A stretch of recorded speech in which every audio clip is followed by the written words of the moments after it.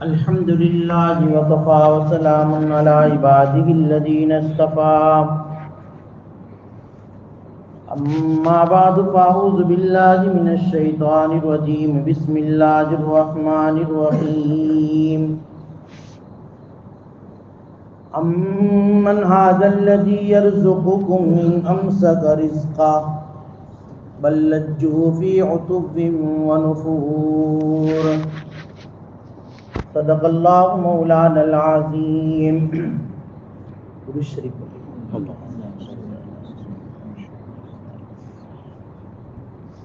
واجب الاحترام بزرگوں،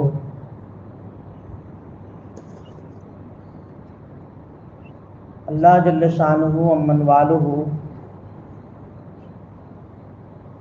قرآن کریم میں مختلف جگہوں پر ارشاد فرماتے ہیں کہ اللہ تعالیٰ ہی رزاق ہے اور اللہ تبارک و تعالیٰ ہی کے حکم سے رزق جو ہے بندوں پر تقسیم ہوتا ہے، بلکہ پوری مخلوق میں تقسیم ہوتا ہے، چاہے انسان ہو، چاہے جنات ہو، چاہے چرند ہو، چاہے پرند ہو، ہر ایک کو اللہ تعالیٰ رزق دیتے ہیں. اللہ لطیف بعبادہ، ایک جگہ پر تو ہے کہ اللہ اپنے بندوں پر بڑے نرم ہیں، مہربان ہیں.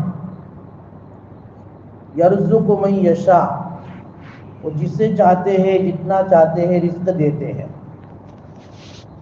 علماء نے اور مفسرین نے عجیب بات لکھی ہے کہ اللہ تعالیٰ فرماتے ہیں کہ اللہ اپنے بندوں پر مہربان ہیں اور وہ جتنا چاہتے ہیں جسے چاہتے ہیں رزق دیتے ہیں. یہ اللہ کی مہربانی ہی کا نتیجہ ہے کہ اللہ تعالیٰ ہر ایک کو، کافر ہو یا مشرک ہو، گنہگار ہو یا فرما بردار ہو، ہر ایک کو اللہ رزق دے رہے ہیں. بلکہ دیکھا یہ گیا ہے کہ جو جتنا گنہگار اور جتنا جو ہے اللہ کا نافرمان ہوتا ہے، اتنا اللہ اس کو زیادہ دیتے ہیں. قرآن کریم میں تو ایک جگہ پر اللہ تعالیٰ ارشاد فرماتے ہیں کہ اگر ہمیں ایمان والوں کے ایمان کا خطرہ نہ ہوتا نا تو ہم کافروں کو اتنا دیتے کہ ان کے گھروں کی اینٹیں سونے اور چاندی کی بنا دیتے.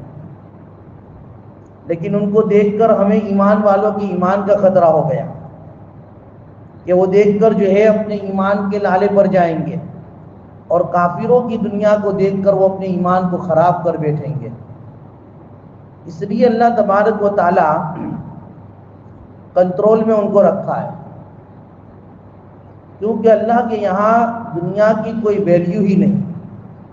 لو کانت الدنیا عند اللہ جناح بعوضۃ ما سقى کافرا منها شربۃ ماء او کما قال علی. ترمذی کی روایت ہے کہ اگر دنیا کی ویلیو اللہ کے یہاں مچھر کے پر کے برابر بھی ہوتی، اللہ کافروں کو پانی کا ایک گھونٹ بھی نہ دیتا. لیکن اللہ کے یہاں یہ دنیا کی کوئی ویلیو ہی نہیں. بہرحال رزق کا وعدہ تو اللہ نے ہر ایک سے لیا ہے. جو جاندار ہے اس کو اللہ تعالیٰ رزق دیتے ہیں اور دیں گے.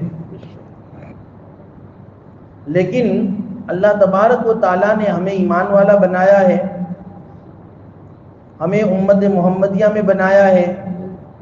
حلال و حرام کو ہمیں مد نظر رکھتے ہوئے رزق کی طلب اور جو ہے اس کی کوشش کرنی ہے. صرف پیٹ بھرنا ہی جو ہے ہمارے لیے بڑا مسئلہ نہیں ہے. حدیث میں آتا ہے اکثر شبعا فی الدنیا و اکثر جوعا فی الآخرہ. دنیا میں اکثر و بیشتر جو پیٹ بھرے ہوئے ہوں گے وہ آخرت میں پیٹ خالی ہوں گے، وہ بھوک سے پیٹ ان کے خالی ہوں گے. کیونکہ پیٹ کا مسئلہ صرف دنیا کا نہیں ہے، پیٹ کا مسئلہ تو آخرت میں بھی ہے. اگر جو ہے نافرمانی کے ساتھ گئے ہیں تو جہنم میں کھانے کو زقوم ملے گا اور پینے کو گسلین ملے گا، قرآن میں ہے. تو جہنم میں بھی کھانے پینے کا مسئلہ تو ہے،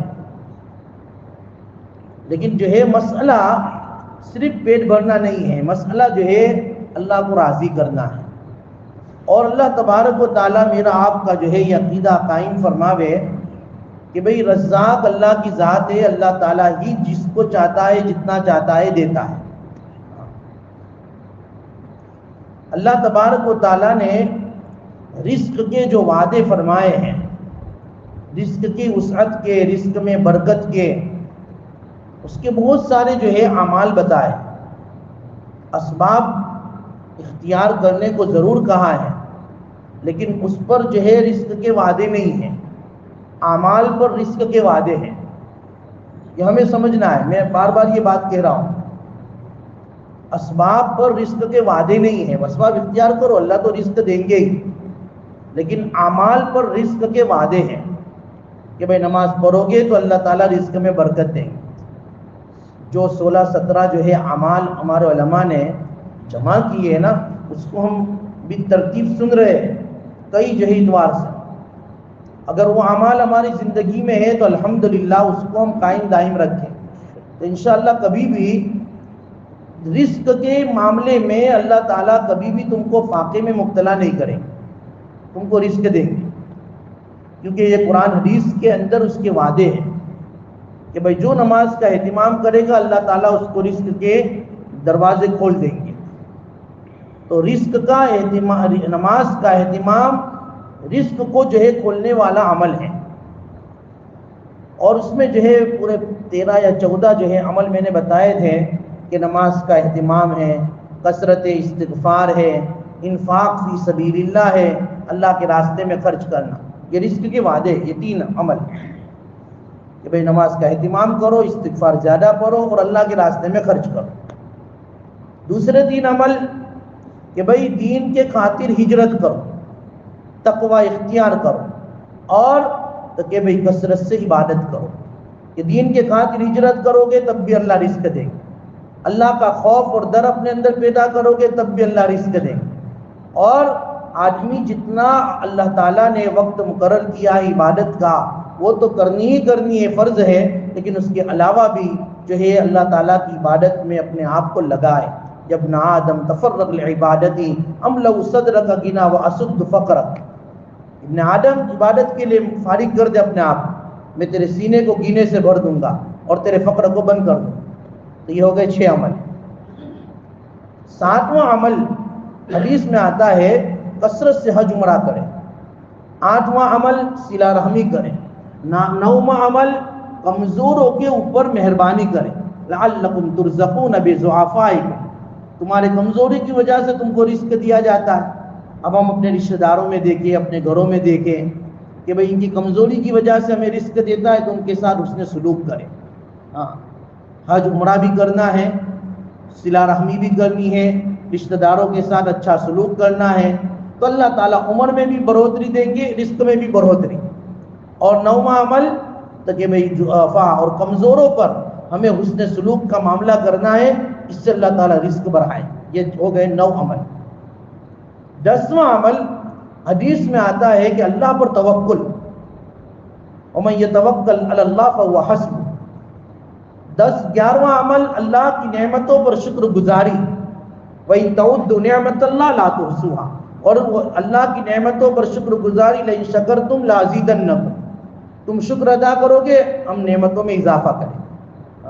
تو 10واں عمل اللہ پر توکل، 11واں عمل اللہ کی نعمتوں پر شکر گزاری، اور 12واں عمل میں نے بتایا تھا کہ جب بھی گھر میں داخل ہو سلام کرو، اہل خانہ کو سلام۔ حالانکہ معمولی عمل ہے، ہم گھر میں داخل ہو سلام کر کے داخل ہو جاؤ، دیکھو اس عمل پر اللہ تعالیٰ رزق کے دروازوں کو کھولیں گے، وسعت رزق عطا فرمائیں گے۔ یہ ہو گئے 12۔ 13واں عمل جو ہے والدین کی فرما برداری ہے۔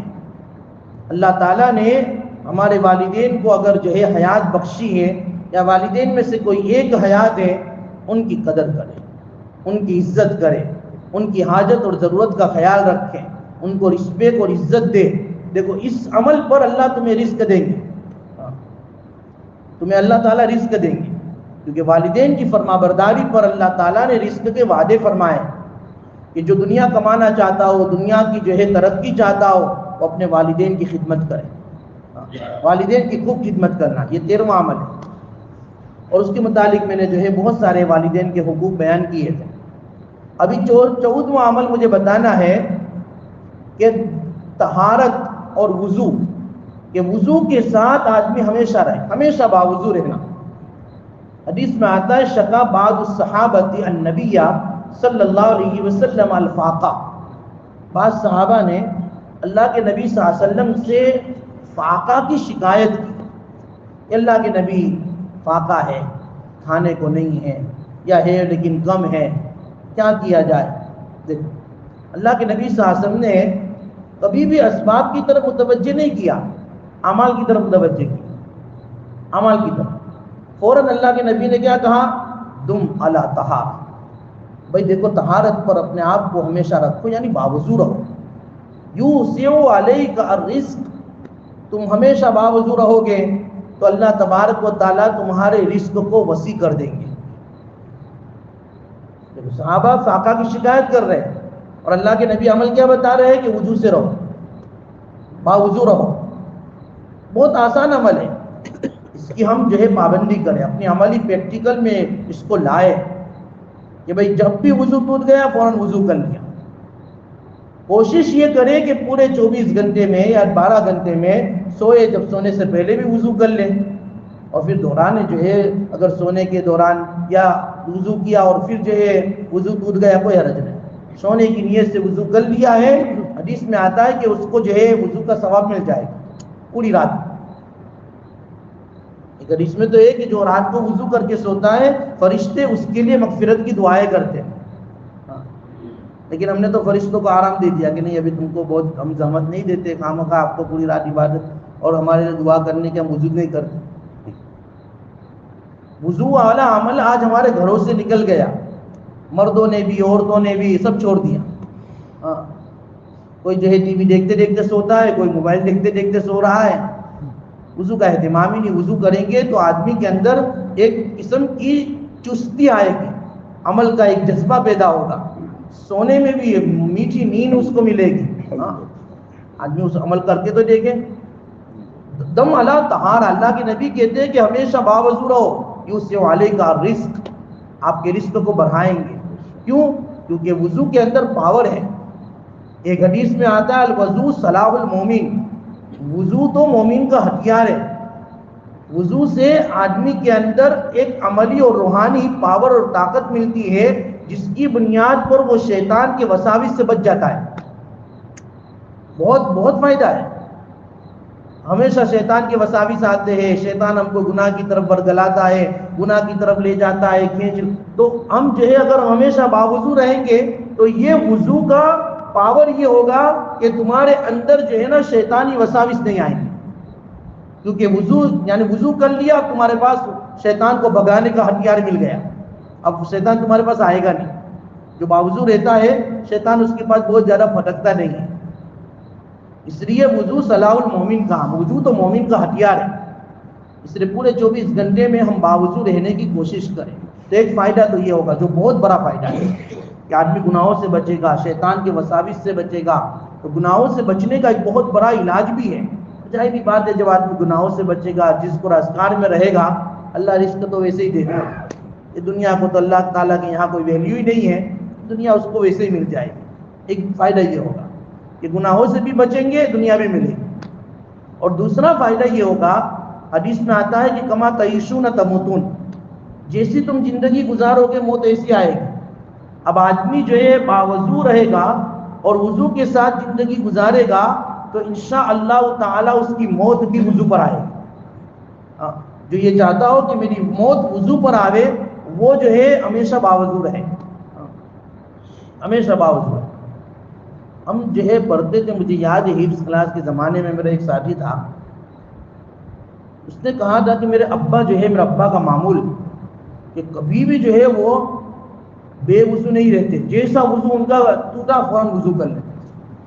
اور ایک مرتبہ وہ آ بھی گئے، ان کو میں نے پوچھا تو ان کا ہاں الحمدللہ کہ 40 سال سے میرا معمول ہے، میرا کبھی بھی جو ہے میں کوئی بھی حالت میں ہوں، میرا وضو تو جو ہے رہتا ہی ہے، ہمیشہ باوضو۔ جب آدمی یہ نیت کر لے کہ مجھے یہ عمل کرنا ہے اور اس عمل پر آدمی پھر کوشش بھی کرے، اللہ تعالیٰ کی طرف سے مدد آتی ہے۔ کیونکہ جب آدمی ہمیشہ باوضو رہے گا تو بھئی نماز پڑھنا بھی اس کے لیے آسان، ذکر کرنا بھی آسان، قرآن پڑھنا بھی آسان، ہر عمل وہ آسانی سے کر لے گا۔ اس لیے کما تعیشون تموتون، ہمیشہ باوضو رہو۔ اور وضو کے ساتھ رہو گے تو موت ویسی باوضو آئے گی. حدیث میں بہت سارے وضو کے فضائل بیان فرمائے اللہ کے نبی صلی اللہ علیہ وسلم نے کہ بھائی ایک عمل اللہ کے نبی صلی اللہ علیہ وسلم نے فرمایا کہ میں ایسا عمل نہ بتاؤں کہ بھائی جس سے اللہ تعالیٰ راضی ہوتے ہیں، جس سے تم کو جنت حاصل. تو کیا بتائیے کہ بھائی دیکھو، ایک تو باوضو رہو اور دوسرا نماز کا وقت، جو نماز کے اوقات ہے اس کی نگرانی رکھو. آدمی کو فکر ہو کہ بھئی نماز کا کون سا وقت ہے، جیسا نماز کا وقت ہو فوراً نماز کے لیے آ جائے. نماز کا وقت، کہ نماز کے وقت کی فکر ہو، ہمیشہ باوضو رہو. اللہ تبارک و تعالیٰ جو ہے دنیا میں بھی تمہارے لیے آسانیاں کریں گے، آخرت میں بھی جنت اللہ تعالیٰ عطا فرمائے. تو ہمیشہ باوضو رہنا یہ بھی رزق کو کھول دیتا ہے، رزق میں وسعت پیدا کرتا ہے. اس لیے ہم کوشش کریں، ہم دکان پر بیٹھے، دکان پر بھی ہم پانی رکھیں، وضو سے رہے. تو دیکھو باوضو رہو گے تسبیح پڑھو گے، باوضو رہو گے تو شیطان کے وساوس سے بچو گے. کیونکہ بھئی ایمان سوز ماحول ہے، دنیا دکان پر بیٹھے آدمی جو کوئی لوکیشن میں ہے، کوئی ٹاؤن میں ہے، روزانہ جو ہے یہ دنیا کی کالی گوری ہوڑے جو ہے ہمارے سامنے آتی رہتی ہے. تو آدمی جو ہے وضو سے ہوگا تو دیکھو شیطان سے بچے گا، اس کے وساوس سے بچے گا، یہ بدنظری سے بچے گا، گناہوں سے بچے. بہت بڑا دخل ہے. اس لیے اس کا ایک ہم معمول بنائیں، اور یہ معمول بنانا آسان ہے. گھر سے نکلے تب وضو کر کے نکلے. ابھی درمیان میں وضو ٹوٹ جائے تو دکان پر ساری سہولتیں فیسلٹی ہوتی ہے، فوراً وضو کر لیں. تو یہ وضو کا ہم معمول بنائیں، اور وضو کے ساتھ رہیں گے تو انشاءاللہ تعالی وساوس سے بچو گے، اور اللہ تعالیٰ رزق میں بھی جو ہے وسعت اور برکت عطا فرمائیں. 14واں عمل، 15واں عمل یہ بتایا کہ چاشت کی نماز. 14واں تو یہ 13واں والدین کی فرما برداری ہے، 14واں باوضو رہنا ہے، اور 15واں جو ہے چاشت کی نماز ہے. یہ سارے احادیث سے ثابت ہے. اللہ کے نبی صلی اللہ علیہ وسلم نے فرمایا کہ صبح جب 9-10 بج جائے اور سورج جوانی پر ہو جائے، اور جو ہے تیزی اور سورج کی روشنی اتنی تیز ہو جائے کہ اونٹ کے پاؤں جلنے لگے. اونٹ کا زمانہ تھا کہ اونٹ کے پاؤں جلنے لگے اور سورج بالکل جو ہے جوانی پر ہو جائے، اس وقت جو ہے 2 رکعت نماز پڑھو. یہ چاشت کی نماز کہلاتی ہے. 4 رکعت نماز پڑھو. اللہ کے نبی صلی اللہ علیہ وسلم نے 12 رکعت تک پڑھی ہے، لیکن کوئی 2 پڑھ سکتا ہے کوئی حرج نہیں، 4 پڑھ سکتا ہے تو بھی کوئی حرج نہیں. تو 2 رکعت 4 رکعت نماز پڑھیں. ہم معمول بنائیں، دکان پر بھی پڑھ سکتے ہیں، گھر پر بھی پڑھ سکتے ہیں. جو گھر پر رہنے والے وہ گھر میں پڑھیں، دکان پر رہنے والے دکان پر پڑھیں. ہماری ماں بہنیں جو سن رہی ہے بھائی وہ بھی پڑھیں. 10 بج جائے، 10:30 بج جائے، 9 بج جائے، فوراً جو ہے مصلی بچھا کر نماز پڑھیں. اپنے شوہروں کے لیے دعائیں کریں کہ اللہ میرا شوہر رزق حلال کے لیے نکل چکا ہے، اے اللہ تو اس کی کمائی میں، اس کے رزق میں، اس کی خدمت میں برکت عطا فرما. یہاں پر جو ہے مائیں بہنیں ہمارے لیے دعائیں کرے گی، اللہ تبارک و تعالیٰ ہماری حفاظت بھی کریں گے. حالات اس سے خطرناک ہے اور اس ملک میں تو ہے ہی. اس لیے اپنے بیوی کو بھی اور اپنی بہن کو بھی، اپنی امی کو بھی تعلیم دے کر جائے، ان سے دعائیں لے کر جائے. اگر امی زندہ ہے ان کے جو ہے ہاتھ ملا کر جائے، سلام کر کے جائے، امی جان دعا کرتے رہنا. بیوی کو بھی کہہ کے جائے بھائی دعا میں یاد رکھو، اور جو ہے اللہ تعالیٰ سے مانگو آپ کو جو ہے وقت ملے 2 رکعت نماز پڑھو، چاشت کی نماز. اسی ہدایت ان کو بھی دے کر جائے اور خود بھی عمل کرے. تو جب جو ہے ہماری مائیں بہنیں گھر میں بیٹھ کر اپنے جو ہے شوہروں کے لیے دعائیں کرے گی، اللہ تبارک و تعالیٰ ان کے رزق میں برکت دیں گے، ان کی حفاظت کریں گے. کیونکہ دعاؤں سے تو وہی تقدیر بدل جاتی ہے، اور دعاؤں سے اللہ کا قرب حاصل ہوتا ہے. اس لیے چاشت کی نماز کا بھی اہتمام کریں. کیونکہ دیکھو 9 بجے، 10 بجے، 11 بجے کا جو وقت ہوتا ہے وہ بزنس کا بالکل جو ہے اوپننگ ہوتا ہے، شروع ہوتا ہے، اور بزنس بالکل ابھی تیزی پکڑتا ہے. لیکن اللہ کے نبی صلی اللہ علیہ وسلم نے ایسے وقت میں بھی پھر جو ہے بندے کو جو ہے دنیا سے ہٹایا، آخرت کی طرف لائے. کہ دیکھو یہ دکان سے کچھ نہیں ہوتا، گراہکوں سے کچھ نہیں ہوتا، آئے فوراً نماز پڑھو، 2 رکعت پڑھو. فوراً توجہ کی اعمال کی طرف جو ہے ہر وقت اللہ کے نبی نے کھینچا ہے. ہر وقت جو ہے امت کو اعمال کی طرف لائے ہیں کہ بھائی پڑھو. دکان پہ بہت سارے ملازمین ہوتے ہیں، باری مقرر کر دیں کہ بھائی چلو 2 رکعت آپ پڑھ کے آؤ، بھائی آپ پڑھ کے آؤ، پھر جاؤ، پھر پڑھ کے آؤ. تو اس طرح کا جو ہے معمول ہم بنائیں گے تو ہماری دکان کیا جو ہے اسٹاف بھی چاشت پڑھنے والا بنے گا. ہمارے دکان کا اسٹاف بھی جو ہے قرآن پڑھنے والا بنے گا. ہم نے ہمارے بروڈا میں دیکھا ہے، بڑی بڑی دکانوں میں جو مسلمان ہوتے ہیں ان کا ایک ترتیب ہوتی ہے باقاعدہ. جہاں بڑے بڑے شو روم ہوتے ہیں وہاں پر میں نے دیکھا کہ انہوں نے باقاعدہ ایک عالم دین کو رکھا تھا.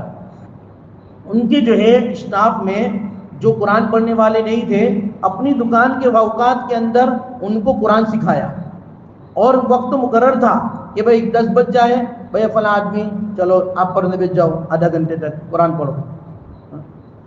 تو یہ جو ہے ایک معمول، جب ماحول بنے گا تو ہوگا بھائی، اس کی نگرانی بھی ہو. ایسا نہ ہو کہ پھر ان کو جو ہے کیبن میں قرآن پڑھنے کے لیے کہا اور موبائل لے کر بیٹھ گئے. ماحول بنے گا نا تو ہماری دکانوں میں بھی برکتیں ہوگی، اور اللہ تبارک و تعالیٰ کا کلام قرآن جب دکان میں پڑھا جائے گا تو اس کی بھی ایک برکت ہوگی. ہمارے اسٹاف کے اندر جب اعمال کا جذبہ ہوگا تو وہ ایماندار بھی بنے گا، اس کے اندر جو ہے خیانت کا معاملہ بھی ختم ہو جائے گا. دین جو ہے بہت بنیادی چیز ہے. دین ہوگا تو یہ ساری یہ خرافات، یہ بے ایمانی اور یہ خیانت کا معاملہ، یہ سب بھی جو ہے آٹومیٹکلی ختم ہوگا. تو اس طرح کا ماحول بنائیں. ہماری دکان میں 2 کا اسٹاف ہے، 3 کا اسٹاف ہے، 4 کا اسٹاف ہے، ہم اس طرح کا جو ہے ایک ماحول بنائیں. خود بھی جو ہے نماز پڑھیں، خود بھی جو ہے تلاوت کریں، خود بھی جو ہے ذکر کریں، اور جو ہے اسٹاف کو بھی وقتاً فوقتاً اس طرح کا جو ہے معمول بناوے، تو انشاءاللہ تعالی لوگ اعمال کی طرف بھی کریں گے، اور جو ہے ہمارا کاروبار بھی چلتا رہے گا. 10 کا اسٹاف ہو، اگر ایک سائٹ پر ہو جائے عمل، کوئی فرق نہیں پڑتا ہے. تو اس طرح جو ہے ماحول ہمیں بنانے کی ضرورت ہے، تاکہ جو ہے ہماری دکان کا ماحول بھی قائم رہے، اعمال بھی اس میں زندہ رہے، اور ہمارے اسٹاف میں بھی دین آوے، ماحول آوے، اعمال آوے، تو انشاءاللہ تعالی وہ بھی ایماندار بنے. خیانت کا معاملہ بھی ختم ہوگا.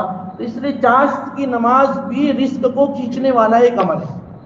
اور جو ہے 16واں عمل بیان کیا کہ بھئی مغرب کی نماز کے بعد سورہ واقعہ کا اہتمام کریں. عبداللہ ابن مسعود رضی اللہ تعالیٰ عنہ بیمار ہوئے، بہت مشہور حدیث ہے. حضرت عثمان غنی کا جو ہے دور خلافت تھا. عثمان غنی رضی اللہ تعالیٰ عنہ امیر المومنین تھے. ان کی عیادت کے لیے تشریف لے گئے. عبداللہ ابن مسعود جلیل القدر صحابی ہیں، صاحب الوسادہ ہیں، صاحب النالین ہیں، صاحب جو سواک ہے، یہ سب القاب ہے. اللہ کے نبی کے بڑے خدمت گزار صحابی تھے. اللہ کے نبی جہاں بھی جاتے تھے، آپ علیہ السلام کا تکیہ ان کے ساتھ ہوتا تھا، آپ کا مسواک ان کے ساتھ ہوتا تھا، آپ کے جوتے ان کے ساتھ ہوتے تھے. اور جہاں بھی جاتے تھے اللہ کے نبی بیٹھتے تھے فوراً تکیہ رکھ دیتے، وضو کرتے فوراً مسواک دے دیتے تھے. آپ علیہ السلام جیسے باہر نکلتے تھے فوراً چپل ان کی خدمت میں رکھ دیتے تھے. بہت خدمت گزار صحابی عبداللہ ابن مسعود رضی اللہ. حنفیہ کا زیادہ تر جو ہے روایتیں عبداللہ ابن مسعود سے ہیں. عبداللہ ابن مسعود بڑے جلیل القدر صحابی، جو ہے زمانے میں صحابہ میں ان کو مفتی کا لقب دیا گیا تھا. مفتی کا لقب، بہت مسائل سے واقف. تو بہرحال وہ بیمار ہوئے. ان کی عیادت کے لیے حضرت عثمان غنی رضی اللہ تعالیٰ نے خبر لینے کے لیے گئے. چونکہ اس زمانے کے امیر المومنین تھے، اس لیے حضرت عثمان رضی اللہ تعالیٰ نے حضرت عبداللہ ابن مسعود کو کہا الک حاجہ، بھائی کوئی ضرورت ہو تو بتائیے، آپ کی ضرورت پوری کی جائے. حضرت عبداللہ ابن مسعود نے کہا لا، کوئی ضرورت نہیں، کوئی ضرورت نہیں. الک حاجہ کہنے کا مطلب یہ کہ اگر پیسوں ویسوں کی ضرورت ہو تو ہم دے. عبداللہ ابن مسعود نے کہا نہیں کوئی حرج نہیں، کیونکہ حالات ایسی تھے کہ اب ان کے بعد بیماری کے بعد ان کی افاقہ کی کوئی امید نہیں لگ رہی تھی. اس لیے حضرت عثمان رضی اللہ تعالیٰ عنہ کا مقصد یہ تھا کہ تھوڑا، کیونکہ بادشاہ انعام دے، بادشاہ پیسے دے، بادشاہ کوئی ضرورت پوری کرے تو وہ اس کی شان نشان ہوتا ہے. ایک آدمی جو ہے تھوڑا مالدار ہے، وہ دے گا ہدیہ تو اس کی شان کے مطابق ہوگا، جو بڑا ہوگا وہ دے گا اس کی شان کے مطابق، اور بادشاہ جب کسی کو دے تو وہ اس کی شان کے مطابق ہوگا. حضرت عثمان رضی اللہ تعالیٰ عنہ نے کہا کہ بھائی دیکھو، میں آپ کو دینا اس لیے چاہتا ہوں کہ اگر آپ دنیا سے چلے جائیں تو اللہ تعالیٰ نے آپ کے یہاں صرف بیٹیاں رکھی ہے، بیٹے آپ کے یہ ہے نہیں، یہ جو ہے ہدیہ آپ کی بیٹیوں کو کام لگ جائے گا. حضرت عبداللہ ابن مسعود نے کہا کہ حضرت میری بیٹیوں کو بھی انشاءاللہ کوئی ضرورت نہیں ہوگی، میں نے ان کو عمل سکھا دیا ہے. میں نے ان کو عمل سکھا دیا ہے. میں نے نبی صلی اللہ علیہ وسلم سے سنا ہے، آپ علیہ السلام نے فرمایا تھا من قرأ سورۃ البقرہ سورۃ الواقعہ کل لیلۃ لم تصبہ منہ فاقۃ ابدا. اللہ کے نبی نے یہ ارشاد اپنی زبان سے کہا تھا کہ جو بھی آدمی روزانہ رات کو سورہ واقعہ پڑھے گا اس کو اپنی پوری لائف میں کبھی فاقہ نہیں ہوگا، کبھی فاقہ نہیں ہوگا. میں نے اپنی بیٹیوں کو سورہ واقعہ سکھائی ہے، اور اپنی بیٹیوں کو کہا ہے کہ روزانہ رات کو سورہ واقعہ آپ کو پڑھنی ہے. لہٰذا مجھے اللہ کی ذات سے امید ہے، اللہ کے نبی کی زبان سے نکلا ہوا ارشاد ہے، میری بیٹیاں کبھی بھی فاقے میں نہیں آئے گی، لہٰذا ان کو مال کی ضرورت بھی نہیں ہوگی۔ اس لیے آپ نے پوچھا جزاکم اللہ، مجھے کچھ نہیں چاہیے۔ لم تصبہ منہ فاقۃ ابدا، فوراً منع کر دیا۔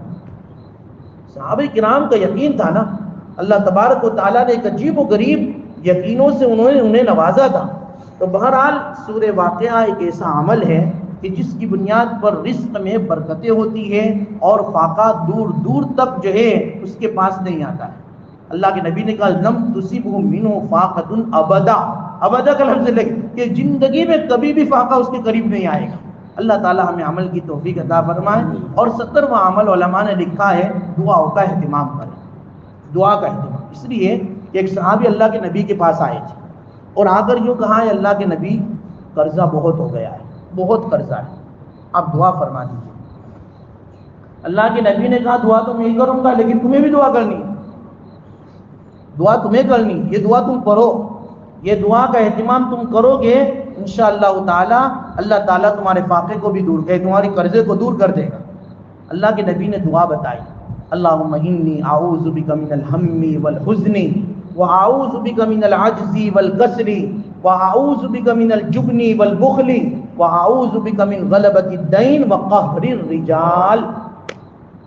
وہ صحابی فرماتے کہ فقلت ذلک، میں نے یہ دعا پکڑ لی، ہر نماز کے بعد اور ہر وقت جو ہے میں دعا پڑھتا رہا فَأَذْهَبَ اللَّهُ هَمِّي وَقَضَى دَيْنِي، اللہ نے میرے ہم، میری تکلیف، میری پریشانی، میرا ٹینشن اس کو بھی دور کر دیا اور میرے قرضوں کو بھی ادا کر دیا۔ یہ دعا حدیث سے ثابت ہے، صحابی کو اللہ کے نبی نے خود بتائی ہے، کسی پیر نے اور کسی بزرگ نے کسی مرید کو نہیں، بلکہ ایک نبی نے اپنے ایک صحابی کو یہ دعا بتائی۔ یہ دعا پڑھو، یہ دعا پڑھو گے اللہ تعالیٰ تمہاری فکروں کو، تمہارے ٹینشنوں کو، تمہاری پریشانیوں کو بھی دور کریں گے اور تمہارے قرضوں کو بھی دور کریں گے، کیونکہ اس سے اللہ تعالیٰ سے پناہ مانگی جا رہی ہے۔ اس کا ترجمہ یہ ہوتا ہے کہ اللہم انی اعوذ بک من الہم والحزن، اے اللہ میں آپ سے پناہ چاہتا ہوں ہم اور حزن سے۔ ہم اندرونی جو ہے غم کو کہتے ہیں، تکلیف کو کہتے ہیں، جس کو ہم ٹینشن کہتے ہیں۔ تو ٹینشن جو ہے آدمی کے اندر ہی جو ہے آدمی گھٹتا رہتا ہے، نہ کسی کو کہہ سکتا ہے نہ سہ سکتا ہے، ایسا ہوتا ہے ہم۔ اور حزن کا معنی ہوتا ہے وہی جو ہے دنیا کا عجیب و غریب ٹینشن اور جو ہے غم ہوتا ہے۔ تو ہم سے بھی پناہ اور غم سے بھی پناہ، اے اللہ میں تجھ سے، ہم سے اور غم سے پناہ چاہتا ہوں۔ وَأَعُوذُ بِكَ مِنَ الْعَجْزِ وَالْكَسْلِ، اے اللہ میں آپ سے بے بسی سے پناہ چاہتا ہوں کہ میں بے بس ہو جاؤں، کوئی میرے پاس جو ہے اسباب ہی نہ رہے، میں بالکل بے سبب اور اسباب بغیر سبب کے ہو جاؤں، بے بسی سے میں پناہ چاہتا ہوں۔ والکسل، اور سستی سے پناہ چاہتا ہوں۔ بعض مرتبہ سستی آدمی کو فرائض سے غافل کر دیتی ہے، عبادت سے غافل کر دیتی ہے، اس لیے اللہ اس کی پناہ مانگو۔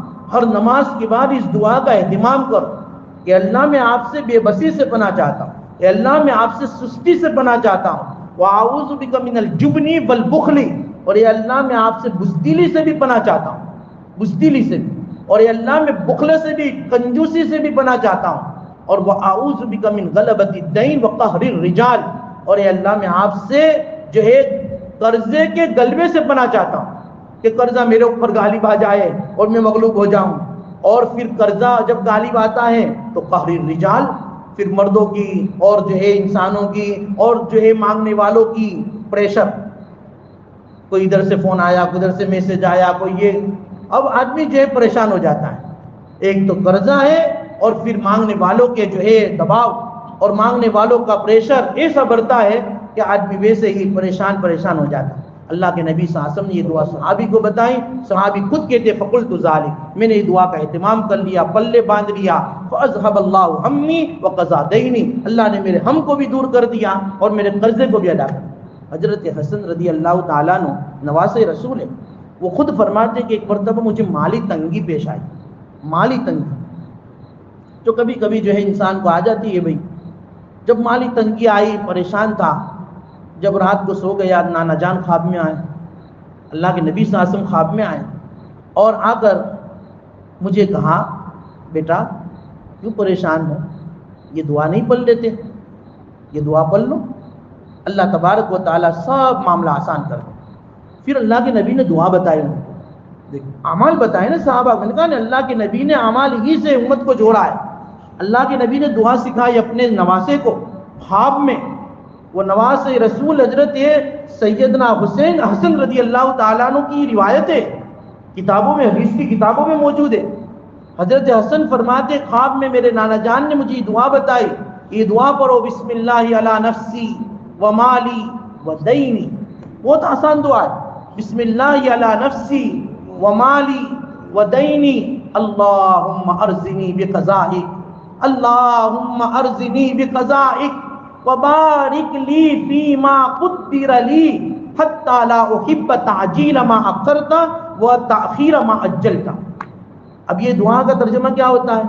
دعا کا ترجمہ یہ ہوتا ہے، ایک تو یہ اللہ کے نام سے، اللہ کے نام سے شروع، اپنی ذات پر بھی، اپنے مال پر بھی، اپنے قرضے پر بھی اللہ کا نام، اور پھر اللہ سے دعا ہے کہ اللہ ارزنی بقضائک، اے میرے پیارے اللہ مجھے جو ہے اپنے فیصلے پر راضی کر لے، کہ جو تیرا فیصلہ ہے کوئی بھی ہو میرے حق میں، اے اللہ مجھے تیرے فیصلے پر رضامندی عطا فرما، مجھے تیرے فیصلے پر ذرہ برابر بھی شک و شبہ نہ ہو، ذرہ برابر بھی مجھے اعتراض نہ ہو، تیرے فیصلے پر مجھے رضامندی عطا فرما، اللہم ارزنی بقضائک۔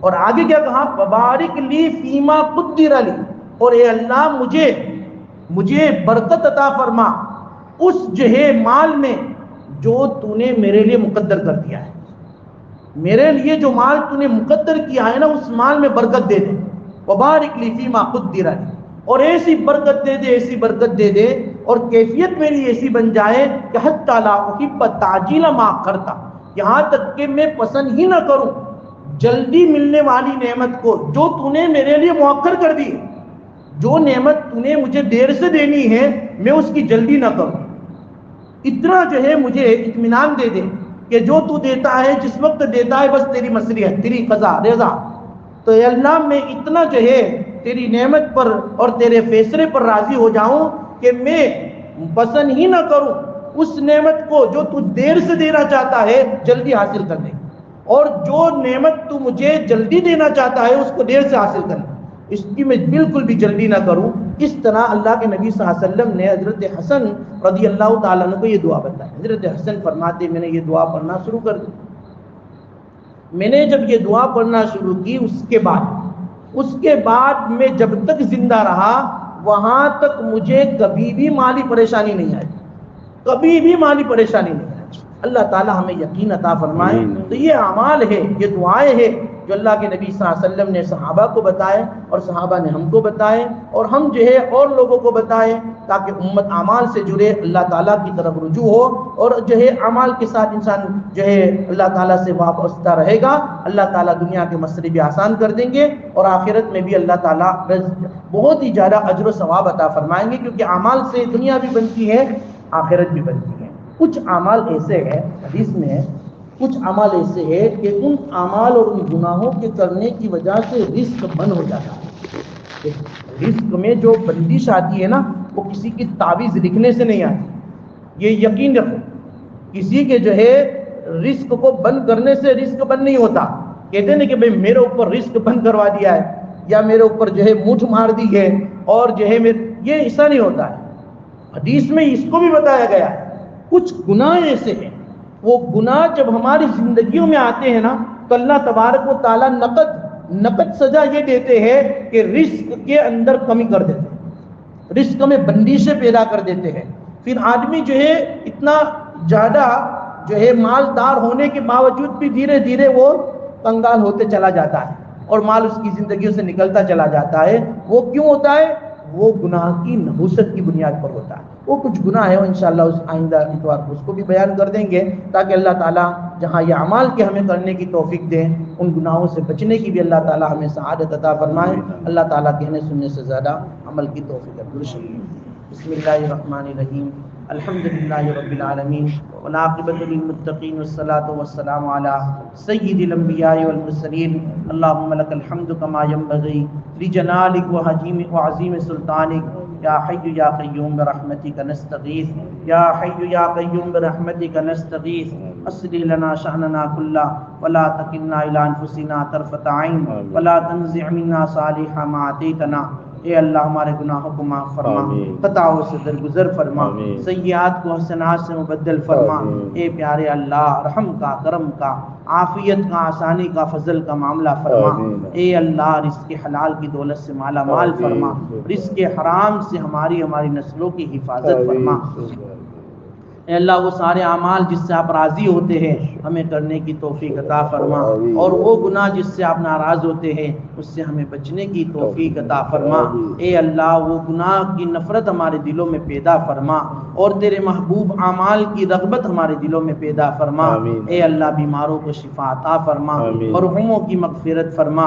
اے اللہ مقروضوں کے قرضوں کی ادائیگی کی غیب سے شکل و صورتیں پیدا فرما، بے اولادوں کو نیک اولاد عطا فرما، صاحب اولاد کو اے اللہ ان کی آنکھوں کی ٹھنڈک بنا۔ اے پیارے اللہ لطفات کو ختم فرما، امن و امان چین و سکون عطا فرما۔ اے اللہ حفاظت فرما، ہمارے جان کی، مال کی، اعمال کی حفاظت فرما۔ اے پیارے اللہ جو مانگا عطا فرما، مانگنے سے رہ گیا وہ بھی عطا فرما۔ ہماری دعاؤں کو محض اپنے فضل و کرم سے نبی کریم صلی اللہ علیہ وسلم کے صدقے تو فعل میں قبول فرما۔ اللہم ربنا تقبل منا انک انت السمیع العلیم وتب علینا انک انت التواب الرحیم۔ صلی اللہ تعالی علی خیر خلقہ محمد وآلہ واصحابہ اجمعین برحمتک۔